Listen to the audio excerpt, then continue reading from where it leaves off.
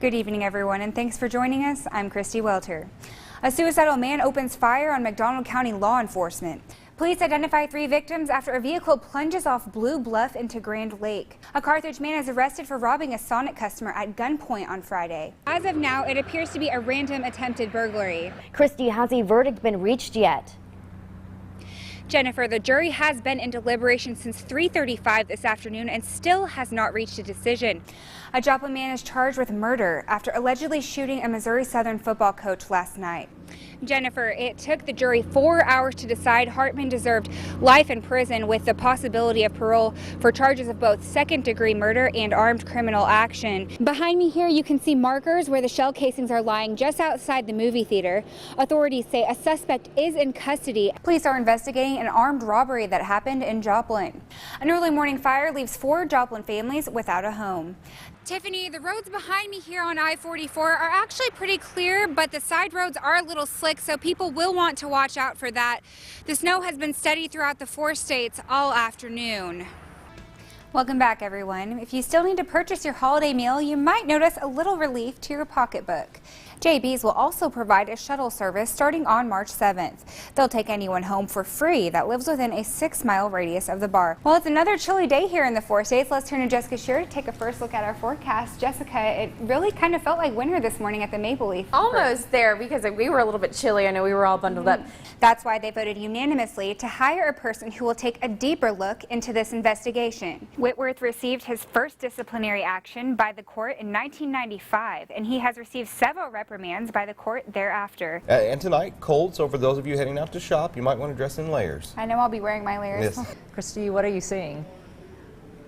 Gretchen, it's so exciting out here, and it's finally done. Students and parents are checking out the school for the first time since it's been finished. It takes hundreds of blankets to break the record for the world's largest blanket fort, and it's all for a good cause. We'll have the story coming up. Missouri is the only state in the nation that does not have a system to monitor prescription drug use. Those in opposition of the legislation say we're fine without it. I'm here with Paul, who's going to tell us a little bit more about what's going on this weekend. Paul, you know, this is all about raising awareness for child abuse. Can you kind of tell us why it's so important and what this circus does? The jury is now in deliberation to determine if 18-year-old Daniel Hartman is guilty of first-degree murder. Action 12's Christi Welter is standing at the Jasper County Courthouse on 6th and Pearl. And Christi, has a verdict been reached yet? Jennifer, the jury has been in deliberation since 3:35 this afternoon and still has not reached a decision. Hartman is charged in the 2012 death of 23-year-old Jacob Wages of Joplin. Before the jury headed back to decide Hartman's fate, they heard from 3 final witnesses. The prosecutors asked Joplin Police Detective William Davis to take the stand and give his account of what happened when Hartman was taken into custody in Rolling Rock, Mississippi. The defense called Marcus Stevens, who is a former suspect in the murder, and Rayshawn Wright to the stand. Closing arguments were also made this afternoon for both the defense and the prosecution. The defense worked to persuade the jury that Hartman was not at the July 2012 shooting of Jacob Wages, and he did not do it. Defense attorney Bill Flyshaker says, quote, "The only evidence of who shot Jacob Wages comes from the mouths of 3 felons. You cannot find someone guilty of first-degree murder just because 3 robbers said so," end quote. Prosecutors ended their closing argument by saying the defendant killed Jacob Wages deliberately. You don't accidentally shoot someone 3 times. The jury asked the court to identify the difference between first and second degree murder. And Jennifer, they're still in deliberation, and we will bring you the verdict as soon as it's given. Well, after much anticipation, construction on the new Soaring Heights Elementary and East Middle School campus is finally finished. Action 12's Christi Welter is live at tonight's reveal ceremony. Christi, what are you seeing? Gretchen, it's so exciting out here, and it's finally done. Students and parents are checking out the school for the first time since it's been finished. School officials have been working on it for quite some time, and they're so excited to get everybody settled in. I'm here with Principal Teresa Adams. And Teresa, tell me, how does it feel to finally have this done and students checking everything out? There really aren't words to describe the excitement, just seeing the kids' faces as they come in, and the parents are just in awe of what a wonderful building we have here. And what sets this apart from other schools? You know, I think the idea that when we sat down to design this building, we designed this building with kids in mind. And so every space and everything that we did was designed for learning and for students. And that's been the most phenomenal thing about this building. I think that's what sets it apart. And it's connected by an auditorium and a cafeteria. Do you think that the students are very excited to share this space with the middle school kids?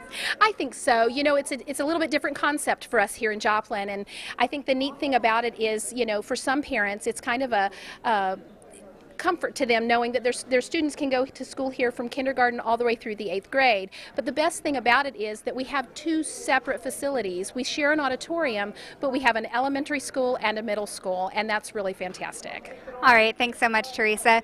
This 250,000-foot space will soon be open to students starting tomorrow. They'll be going to school here, of course, weather permitting, and it should be a very exciting day for everybody. Gretchen, back to you.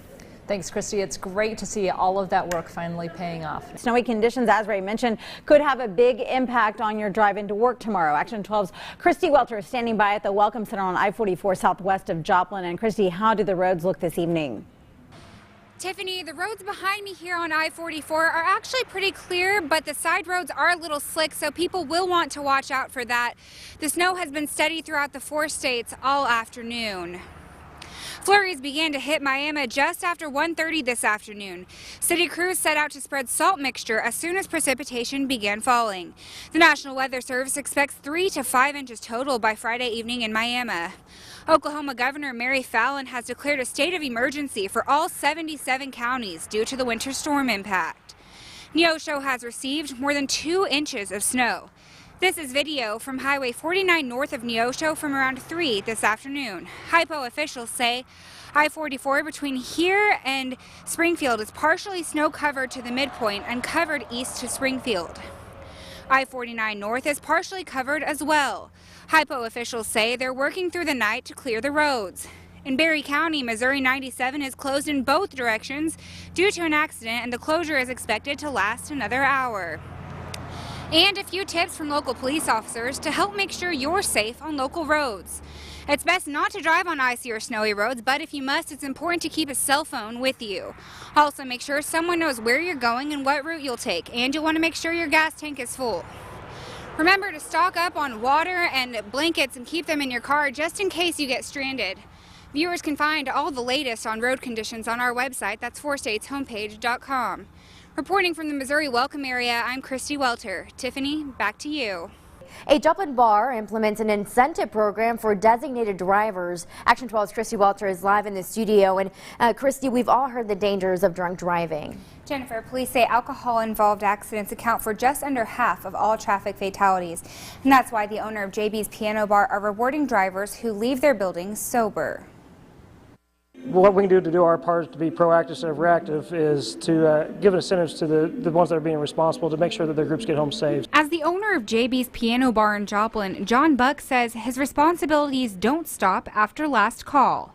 We do, offer a product that does, offer impairment. So it's our job just as much as theirs. Just have some responsibility to make sure that they do get home safe. Buck says taking on the role of designated driver isn't always fun, so he came up with an idea that would encourage sober driving. Basically, if you come in and let us know when you arrive that you're going to be the designated driver, you can sign up for our program. JB's Designated Drivers Incentive Program gives people a reason to sip on a Coke instead of alcohol. All you have to do is sign in and you get a free non-alcoholic beverage all night, and a bigger reward for those who don't even have one alcoholic drink. That way they can still enjoy the evening, here be there with their friends, but when they leave, we have a breathalyzer machine that they can blow on, and if they blow a .00 that they haven't been drinking all night, they can receive a $10 gift certificate to come back. Police say the program will help people think about a sober ride before it's too late. It's always the biggest thing when we talk about intoxicated drivers, getting people to plan ahead, and as a business, someone stepping up to reward people like that for that type of behavior is a very positive thing. JB's will also provide a shuttle service starting on March 7th. They'll take anyone home for free that lives within a 6-mile radius of the bar. And Jennifer, drivers will only take people home. They won't take them to other bars. Together to break an unusual type of record tonight. Action 12's Christi Welter is live in our newsroom. And Christi, Mercy Hospital Joplin teamed up with Calvary Baptist Church to build the world's largest blanket fort. That's right, Tiffany, and it's all for a good cause. The blankets used to build the structure will be donated to the Watered Gardens Mission, who will then hand them out to Joplin residents in need. We talked with Watered Gardens, and I said, you know, could you guys use like 100 blankets if we get them? And they said we could use 1,000 blankets to help warm people during the winters. Members of Calvary Baptist Church came up with a unique way to help meet the needs of a local charity. We are building the world's largest blanket fort. There we go. There's a lot of need out there in the communities, and with this cooler weather coming in, especially, there's a lot of people that can, you know, an extra blanket or two can really make a big difference for them. Blankets stretched across chairs, filling the sanctuary. Families working together to build the world's largest fort. The kids are having a blast. It's a strange record to compete against, currently in the books at 475 feet in length. We're going to be trying to actually break this record, set a new record. With hundreds of blanket donations, the final product was a zigzag formation, more than 700 feet long. But for these participants, the accomplishment meant something more. Making sure that folks who have a need, that we can do everything we can to meet that need and their physical need and warm their bodies, as well as have a wonderful message of hope for them. Organizers say this was just a fun way for families to give back to the community. And Tiffany, it only took them about an hour to complete the project. It looks like a lot of fun and what a great cause. Christi, thanks so much for taking us there tonight.